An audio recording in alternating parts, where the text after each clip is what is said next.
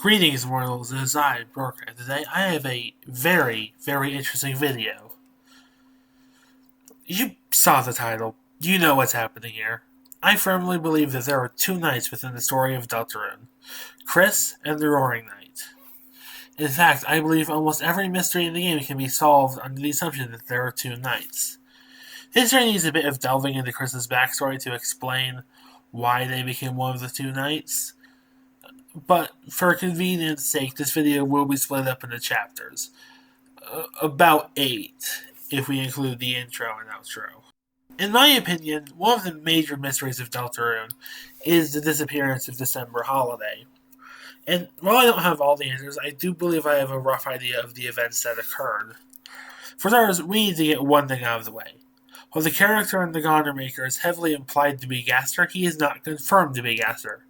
Because of this, I will take after Jaru and call him Jeff for the rest of this video. Now, I believe that Chris had a direct hand in Dess's vanishing, albeit not intentionally. You see, I believe that Chris and Dess went to explore the area in the bunker one day, only for something terrible to happen, as Muse_Smile plays 666% slower around the bunker. And I think it's safe to say that the bunker has something to do with Jeff. It is also my belief that exploring the area around the bunker was Chris's idea. While exploring around the bunker, I believe that Chris and Dess eventually went inside for one reason or another. Chris was the only one to leave for some reason, however. December Holiday. She vanished without a trace. Now, why do I think all this? Well, you see, not only is the character trapped inside the code heavily implied to be Dess, or at least as far as I'm aware it is, this is compounded by an unused sprite of a shorter Chris running away from something towards the top of the screen in a grassy field, if I recall correctly, although that could have just been a mock-up of what the scene could have looked like. Regardless of the specifics, after this incident, Chris began working tirelessly to find Dess, even if they don't know how they're going to go about it or where to even begin. This is around the time I believe Chris started obsessing over knives and getting into the occult. A knife is the easiest thing someone their age would have access to that could allow them to defend themselves.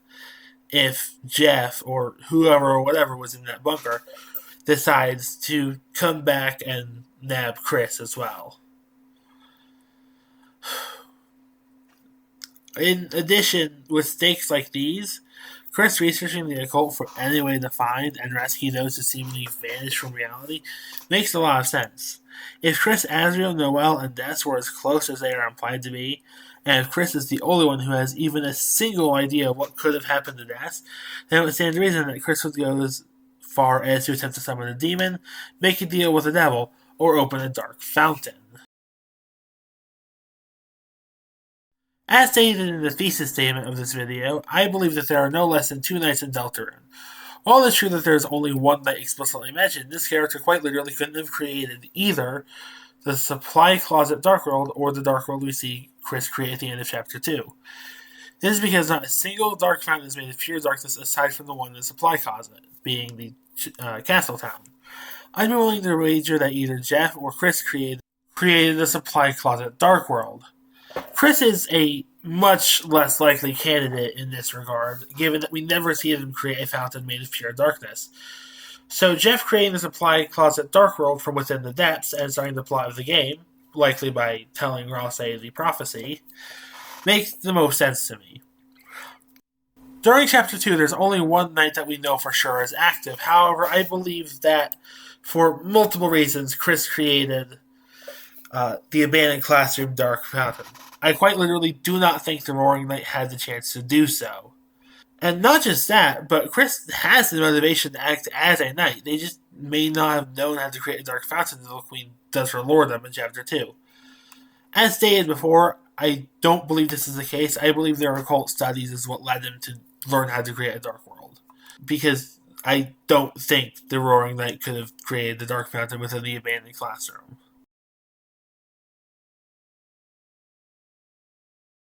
I believe even before Chapter 2, Chris could be considered a knight, but by the end of Chapter 2, Chris becomes a knight.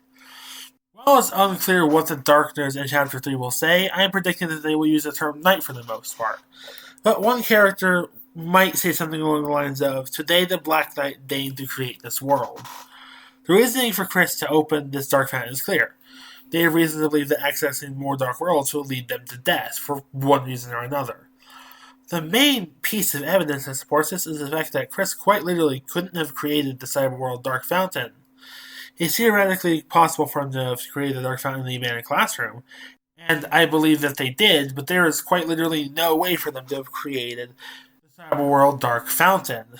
In fact, I believe this is why the King, or anyone in Chapter 1 for that matter, ever specifies that there is a Roaring Knight. Each of the Darkners that mentions a knight in Chapter 1 just say a knight, which could be hinting at multiple active knights. I believe the Dark Fountain in the abandoned classroom was a test by Chris to see if sheer determination and a weapon could really create such a thing.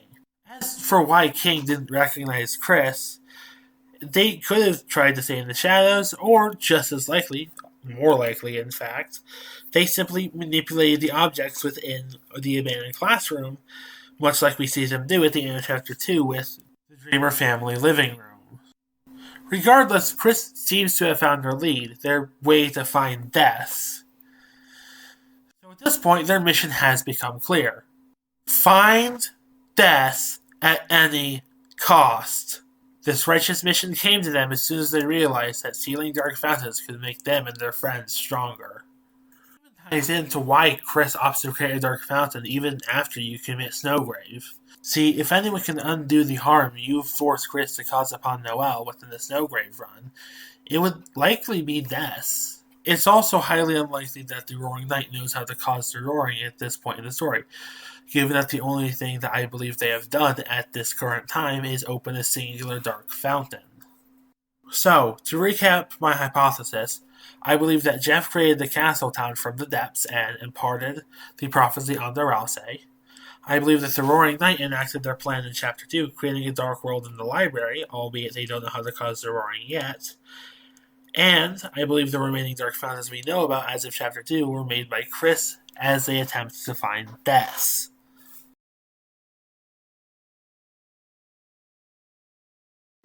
Now, let's take this next section a bit more slow. I believe, due to Toby Fox's writing style, that Chris and the Roaring Knight will be parallel to each other, or at the very least, the Roaring Knight won't be fully evil. I believe that the Roaring Knight is either an incredibly tragic character, a religious fanatic, or both. As for why they want to cause the roaring, they could either believe that the angels' heaven will bring paradise to the world, or they believe that the angels' heaven will undo the tragedies they have faced. They may even believe that the roaring will cause no one to ever have to undergo the tragedies they went themselves, never having to suffer ever again. In this sense, I believe the Roaring Knight is an incredibly misguided villain, whatever the reason for trying to cause the roaring is. Whatever their reason, they believe wholeheartedly that the roaring will make the world better in some way, shape, or form, and they believe that man cannot fix the issues within the world.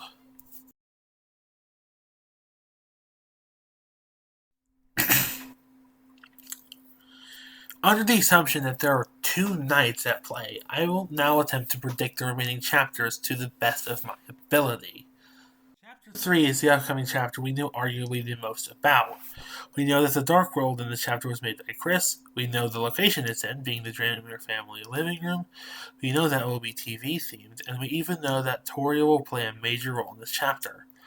I also agree with the notion that Undyne will be a major player in Chapter 3 as well. I also think it's highly likely that the afternoon post-chapter will be spent in the Dreamer household. In addition, I believe within this chapter that Toria will realize that she has to tell Asgore how she feels.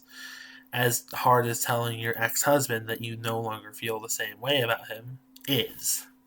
Chapter 4 is also an interesting one. I believe the Roaring Night will make a dark fountain within the church. I believe that Chapter 4 will open with a Light World segment in which the main cast, including the Dreamer family and the Holiday family, go to church. I believe that despite what Rudy said, he is not well enough to go to church within this chapter. I also believe that Noel will play a large role in this chapter again, potentially expanding upon Snowgrave.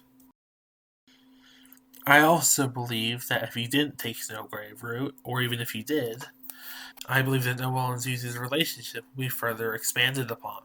For additional plot elements, I believe that there will be a second section within Hometown, in which it is revealed that while Noel was in the Dark World, that Rudy died.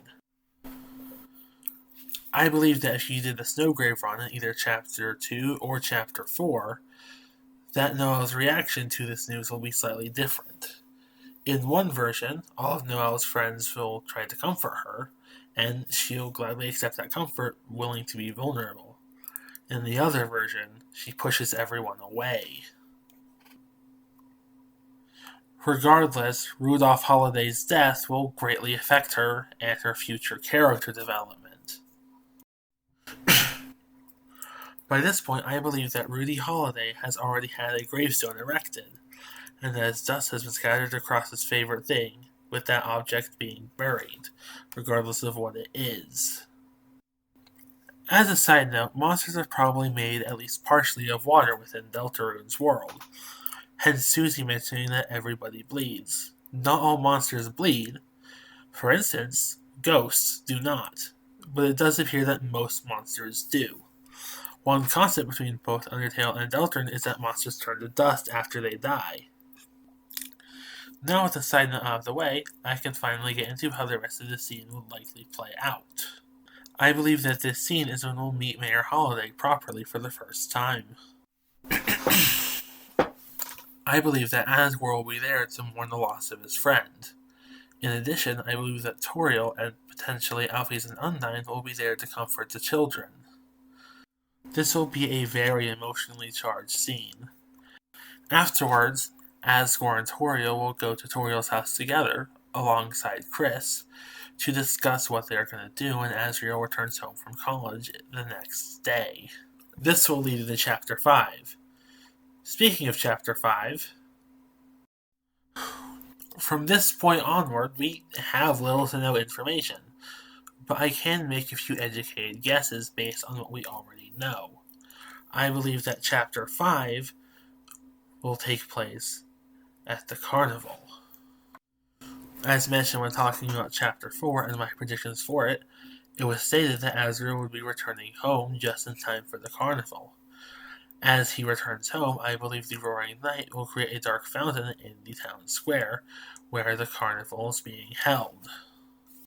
Upon this fountain's creation, darkness starts spilling out of control.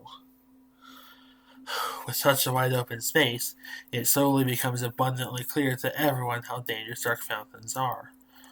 By the end of this chapter, the Delta Warriors, with the little help from Asriel and the townsfolk, manage to seal the fountain.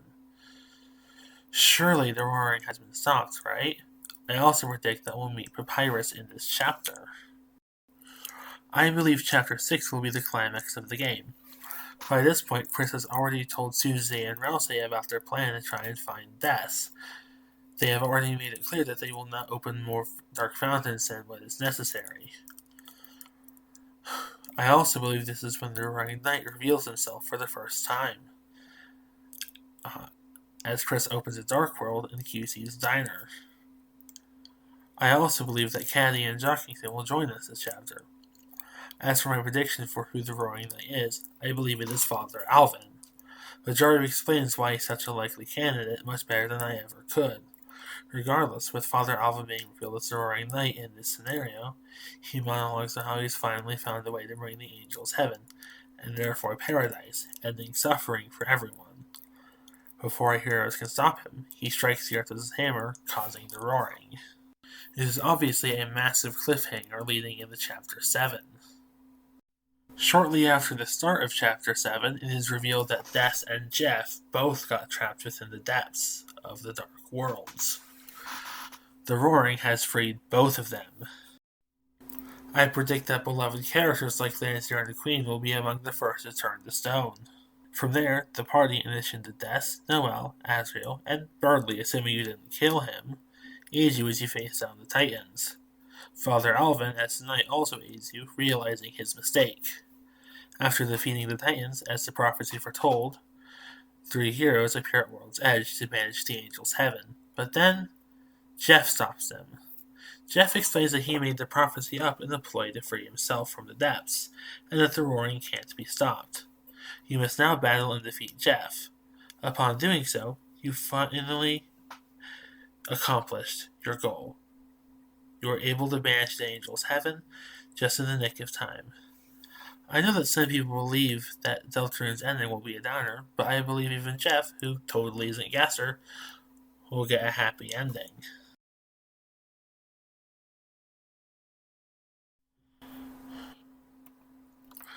Like any theory on this game, my hypotheses and theories could be completely wrong, as Deltarune is nowhere near complete. We still have 5 chapters left, but with a change in plans for chapter release, I believe that we will get chapters 3 and 4 sooner rather than later. For all I know, Chris is the Roaring Knight, and this entire theory will fall flat upon future chapter releases. If the Darkness in Chapter 3 only say Knight but never Roaring Knight, then that makes this theory plausible. Much more plausible. Regardless, as much as I feel that this theory is onto something, it's also something that popped in my head at 4 in the morning while watching Deltarune theory content. So this may end up being a crackpot theory. Anyhow, mortals, if you enjoyed this batshit insane video, would you mind liking and subscribing? If you didn't enjoy it, please tell me what I can do differently. I know this isn't my usual content, but I decided it would be fun to make a theory video for once. Can't hurt, right? Anyway, I had fun with this. I'll see you all on the flip side.